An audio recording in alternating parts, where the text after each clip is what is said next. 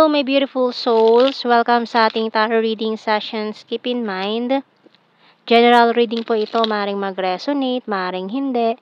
Kunin nyo na lang po kung para sa inyo and leave the rest. Maaaring mag-shift na energies or magkabaliktad ang sitwasyon. Kaya kayo na pong bahala kung saan kayo nakalugar sa reading natin. Okay, let's see.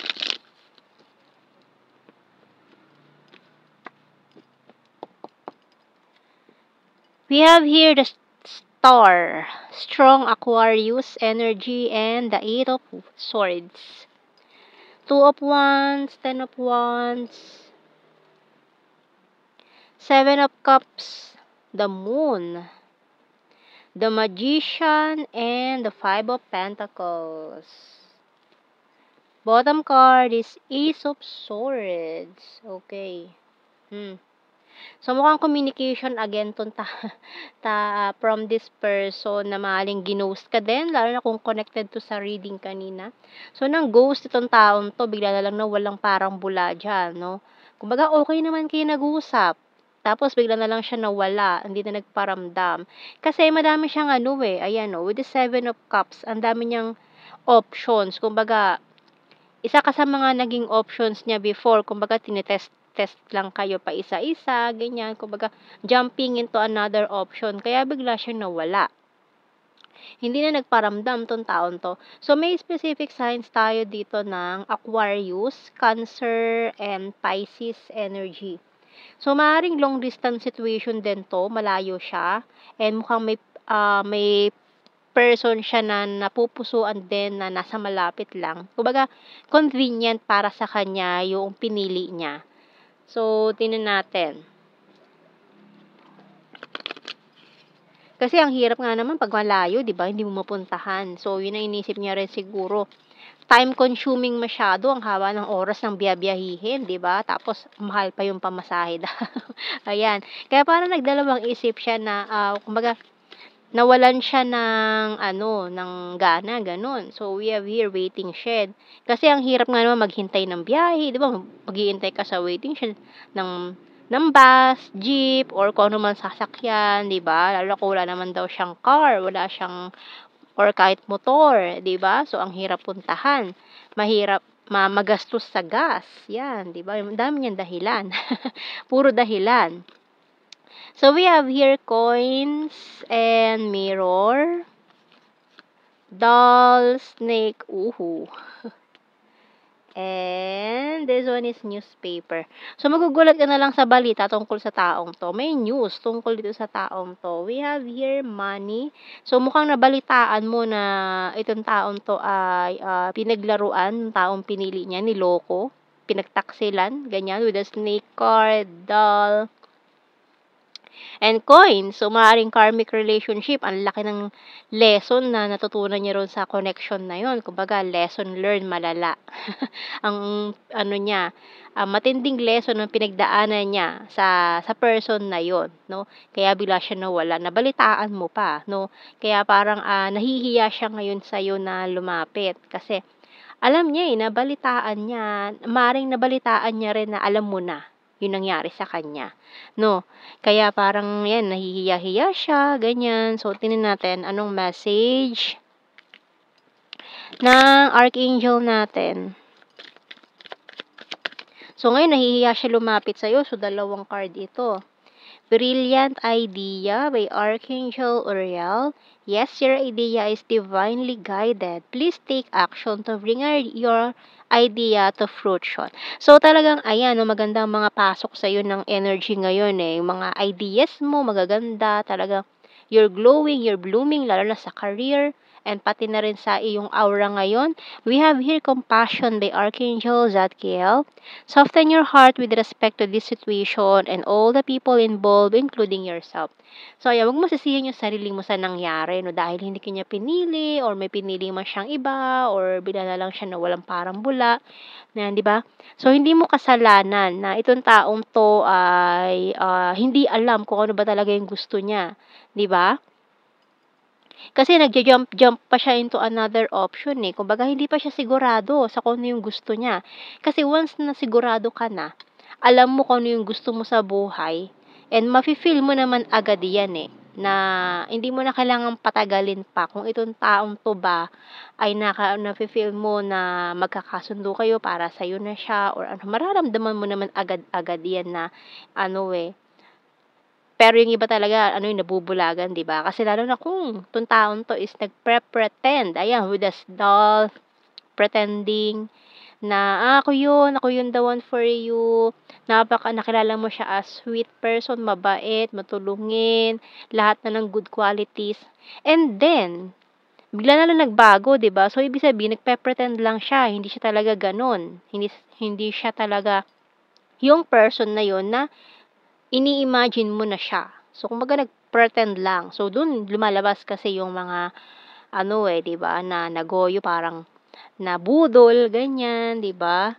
So, hindi natin na masisisi yung mga person na gano'n. Lalo na kasi ito, ang isa sa paliwanag, lalo na kung karmic, kasi itong coins na 'to, 'di ba, hindi mo maintindihan diyan kung alin ba diyan yung original at fake. Kasi ang isa diyan is original and isa is fake. Kumbaga kung ano lang siya, reflection. Gano'n ang twin flame and karmic. Kumbaga ikaw, ano mapipiliin mo diyan? Alin ang gusto mo diyan, ito or ito? Kumbaga ikaw yung namimili ng person. Hindi mo alam yung isa karmic, yung isa twin flame, yung isa yung talagang your divine counterpart. So, pinili mo ito, yung nasa taas kasi parang superior kasi nasa taas. Nagsha-shine, naggo-glow, ganyan. So, yung nasa taas ang pinili mo kaysa yung nandito sa baba. Hindi mo alam na ito pala ay reflection lang nito. Ito yung original, ito yung fake. So, ngayon, dito lumabas yung doll, pretending energy, na yung taong yon is the snake. So, ayan, ito yung mirror. Hindi niya ginamit, andiyan ang mirror, hindi niya ginamit, inignore niya. No, kaya ngayon, 'tong taong 'to parang nawindang siya, gumuho ang lahat sa kanya, na yung taong pinili niya is fake. Kumbaga, yung namina niya, akala niya ginto na, yung pala tanso lang, 'di ba? Although yung tanso may halaga rin, pero hindi kasing mahal ng ginto, 'di ba? Although magkamukha nga naman, magkasing ano, pero hindi kasing precious ng gold. Yan ang kanyang dilema ngayon, para siyang pinagbagsakan ng langit at lupa. I love your humor. I want commitment. So, dati hindi siya nag-commit sa'yo. So, ang lakas ng energy din dito na hindi naging kayo, hindi naging natuloy, parang naudlot tong connection na to. Lalo na kung nag-usap lang kayo, talking stage, tapos bigla na siya nawala. Kasi kumbaga hindi pa siya pumasok hindi siya nag-commit sa'yo, walang label, walang commitment. So ngayon gusto niya mag-commit, and then ita-try niya sa'yo mag-commit ngayon, no? Kaya parang ayan, please, ayan, mag-o-offer yan, please accept my cup of love. So dati ano, 'di ba, nawala na lang siyang parang bula na hindi na nagpaalam. We have here another waiting card, waiting for you. Patiently waiting pa rin, oh. This is disaster talaga ito, ha. So, we have here, you excite me and can we talk? Ayan, so lalapit yan sa'yo, magta-try, pwede ba tayong mag-usap? Ayan, kumbaga dati pinaghintay ka niya sa wala, patiently waiting ka lang sa kanya, tapos gano'n yung ginawa niya. Kumbaga, hinihintay mo lang na mag-initiate 'tong taong 'to, hinihintay mo lang na akala mo to the next level na kayo, tapos biglang gano'n, ay, akala ko ba nagkakaintindihan na kami, tapos bakit biglang may other person na siya, hindi niya na ako pinansin, gano'n, 'di ba? Tapos ngayon tsaka siya magpaparamdam diyan, pa self-pity, ganyan, paawa effect. Bottom card, ayan, can you forgive me? So, yan, asking for your forgiveness sa nagawa niya. Okay, so, tingnan natin more messages natin dito. We need to let each other go, and I hid who I'm really am from you. So, marami rin siyang tinago talaga. I feel you even though we are apart. So, talagang hindi rin siya nagpakatotoo sa'yo, nag-pretend din siya na maaaring he or she is the one for you, na ganito siyang tao, na ganito siya, blah, blah, blah. Ang dami niyang gawa-gawang kwento. So, we also have here, I love you. I know I was a distraction from your pain. Ayan o, another waiting oh. I will wait for a sign from you. So, talagang may naghihintay lang dito. And I want to be more than friends. And I hide behind material things. So, yung bottom card, I love you unconditionally. Okay, so let's see, kuha tayo ng mga initials natin dito. Pwedeng initials ng pangalan nyo or anything na pwedeng mabuo na connected sa inyo. Okay, L, R, N, Z, O, V, Q, B, H, J, letter M, X, and P. Ayan ang bottom card. So, let's see sa blue card. We have here addictions. So, mukhang pinaniwala pa kayo dito na this person is obsessed with you, mga ganyan. We have here, another mirroring. Mirror card and chaser. Ayan, so ngayon maghahabol-habol siya, di ba? After niyang ginawa niya sa'yo. So, let's see, general signs and messages. So, mga keywords na lang to. Hindi na natin kailangan i-explain kasi maintindihan nyo na kung anong ibig sabihin yan. Okay, so we have here March. So, pwedeng birth month, special month, or kung ano mga special na nangyari ng March na connected sa inyo.